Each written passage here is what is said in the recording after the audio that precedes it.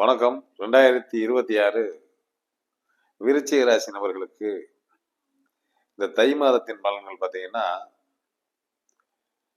தாராளமான மனம் கொண்டவர்கள் இவர்கள்.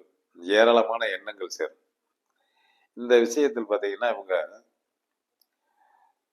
ஒரு பக்கம் 7 லட்சம் தாக்குச்சுன்னாங்க, ஒரு பக்கம் அஷ்டமத்துல குரு. எல்லாமே இருக்கும். இருந்தாலும் என்னன்னா, இது பூரா அனுபவம் தான்.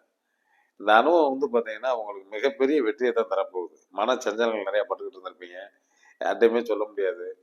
அந்த நிலை பூராம இந்த தை மாதத்தின் பலனில் ஒரு சில மாற்றங்களை சந்திப்பீர்கள். இந்த ஆண்டில் மிக வெற்றியை சந்திப்பீர்கள்.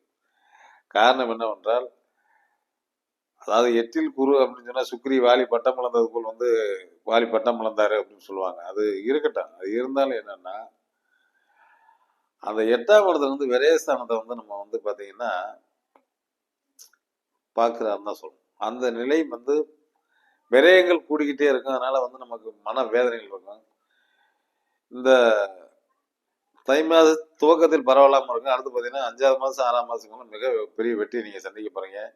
மன வேதனையை குறைங்க. மனசை சந்தோஷமா வச்சுக்கோங்க. வாழ்க்கையில் நிச்சயம் வெற்றி பெறக்கூடிய ராசிகளில் இந்த ஆண்டில் விருச்சிக ராசி ஒன்றாகத்தான் இருக்கிறது. நாளும் நல்ல நடக்கும் என்று நல்ல கருத்து கூறி விடைபெறுகிறேன். நன்றி, வணக்கம்.